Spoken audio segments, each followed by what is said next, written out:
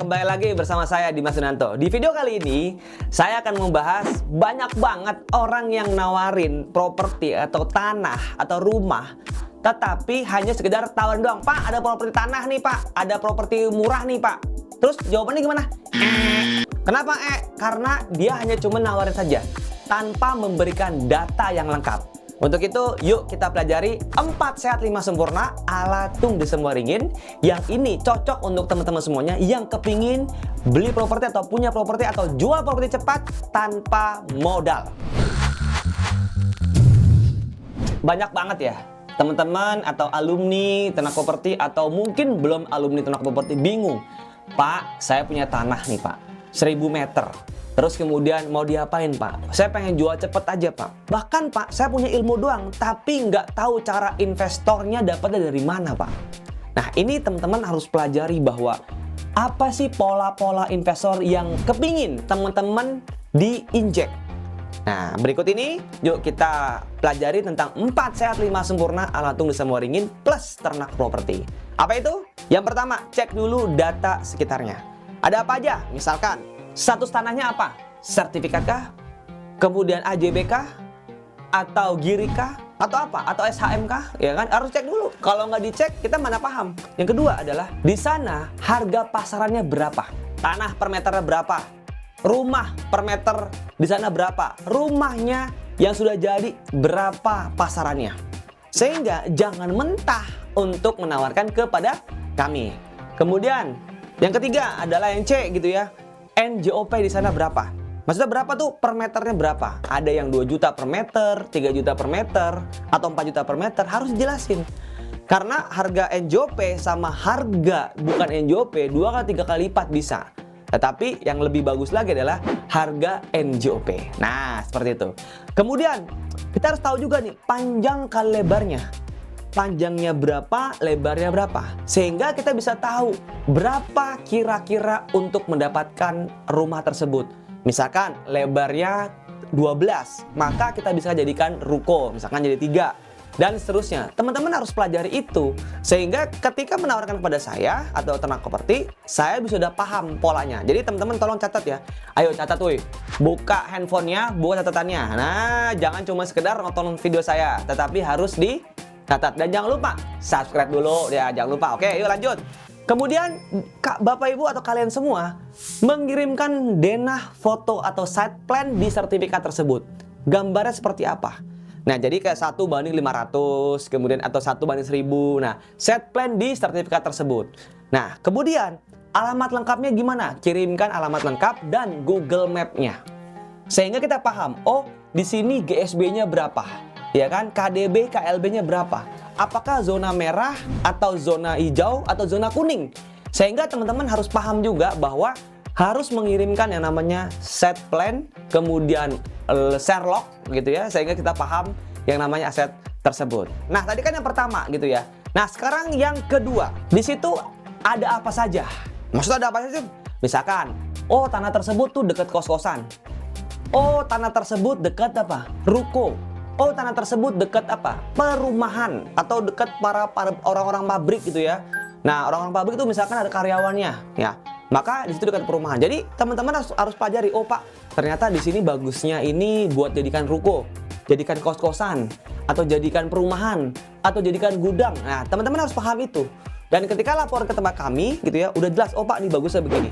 Dari data analis ini bagusnya seperti ini. Nah, kemudian selanjutnya adalah yang B nih. B apa? Teman-teman harus ambil press list developer di sekitar lokasi tersebut. Dicek 500 meter dari lokasi tersebut ada perumahan. Ambil yang namanya press listnya. Ya, kita lihat, oh di sini harga pasaran 500 jutaan. Berarti kita bisa menjual 450 sampai 470 jutaan.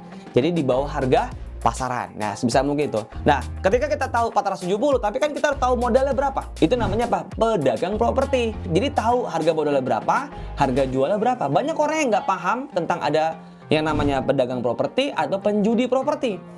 Penjudi properti itu seperti apa sih? Nah, kalau penjudi properti, misalkan tahun sekarang 2024, ya. Terus kemudian dia beli nih 1 miliar harga pasarannya gitu ya, dan itu 1 miliar semuanya. Terus dia bilang gini, kan properti pasti naik. Di tahun 2025, apakah properti itu pasti naik? Belum tentu. Jadi teman-teman harus pelajari bahwa tidak pasti properti pasti naik, belum tentu ya. Nah, tapi kalau pedagang properti, harga pasaran 1 miliar dibelinya berapa? 500 juta, bahkan 300 juta doang. Karena apa? 30% dari harga pasar. Di Komisi Anak Properti, hal-hal yang seperti itu udah kami ya lalui dan memang kami ada datanya. Jadi teman-teman tinggal bisa beli aja nih, tinggal aset aja nih dan seterusnya. Nah, tinggal praktekan ya. Jadi jangan lupa, yang pertama adalah nilai tambahnya apa. Yang kedua di situ ambil price listnya gitu ya. Yang ketiga, nah yang ketiga ini adalah kita harus cek yang namanya ke BPN. Apa itu BPN? Badan Pertanahan Nasional dan tata kota setempat. Nah misalkan di situ ada sengketa atau tidak? Ya tulis itu sengketa atau tidak. Oh sengketa, oh tidak. Dari mana Pak taunya? Dari cek di sertifikatnya. Ya, cek sertifikat itu berapa? Nah, di Komisi Anak Properti kita akan mendapatkan tahu. Oh Pak, ternyata harga pengecekan sertifikat di notaris 700.000 Pak. Ada 500.000 Pak. Ternyata nggak segitu harganya. Nah, jauh di tempat properti jauh lebih murah gitu ya. Nah, kemudian di situ ada KDB. Apa itu KDB? Koefisiensi dasar bangunan. Maksud seperti apa? Contoh, misalkan ada tanah 1000 meter. Nah, yang bisa digunakan adalah cuman 60% atau 600 meter persegi, di mana 600 meter persegi ini untuk bangun rumahnya. Yang 400 meternya untuk apa? Untuk fasum fasos. Nah, jadi teman-teman bisa pelajari itu. Kemudian ada KLB, koefisiensi luas bangunan. Kita bisa tahu, oh tanah tersebut bisa dijadikan berapa tingkat. Ya, ada 5 tingkat, 7 tingkat, dan seterusnya. Itu namanya KLB. Kemudian ada lagi GSB, garis sepadan bangunan. Nah, di mana sepadan bangunan, garis antara pagar ini dengan pagar ini. Terus kemudian di depan ini ada namanya raunya berapa. Nah, di samping ini ada kalinya jadi berapa. Jadi disebut namanya GSB. Nah, lalu apa lagi? Peruntukannya jadi apa? Ya kan? Jadi kos-kosan kah?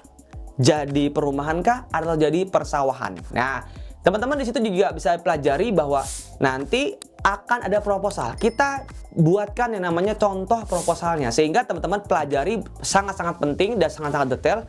Oh, ternyata keilmuan kita jual properti itu harus pakai yang namanya 4 sehat 5 sempurna gitu ya. Oke, selanjutnya yang keempat adalah rencana dijadikan apa. Nah, apa itu? Ya, jadi misalkan, oh Pak, bagusnya jadikan ruko. Terus kedua, bagusan jadikan rumah. Ketiga, bagusan dijadikan kos-kosan. Keempat, jadikan co-working space. Ya kan, kelima, oh ternyata dijadikan tempat wisata dan seterusnya. Kita harus lihat di sana apa potensi-potensinya, dan nggak bisa, lupa saya tahu Pak Dimas harus ikut ke sana. Nggak gitu, woi. Jadi teman-teman harus belajar dulu, kemudian Bapak Ibu harus praktek dulu, baru lapor ke Ternak Properti. Nah, selanjutnya yang kelima, yang terakhir, 5 sempurna adalah bisa juga nggak tanpa uang, ya kan? Maksudnya tanpa uang sendiri gitu ya, bisa. Terus tanpa pakai perbankan bisa nggak? Bisa. Ya dengan cara apa? Dengan cara bisa kerjasama dengan sama pemiliknya. Atau yang kedua, kita bisa bayar termin, bayarnya mundur pada waktu laku tuh sertifikatnya. Itulah strategi 4 sehat 5 sempurna ala Tung Desa Waringin. Dan ini yang selalu saya praktekkan di dalam dunia properti dan bisa proyek-proyek properti yang saya kerjakan. Untuk itu, yuk jangan lupa kalau memang ada pertanyaan, silahkan komen di kolom komentar dan bantu share ke teman-temannya, dan jangan lupa nyalakan loncengnya. Kenapa? Karena biar langsung teman-teman mendapatkan update-update terkini seputar ternak properti. Saya Dimas Ananto mengucapkan salam, mantap!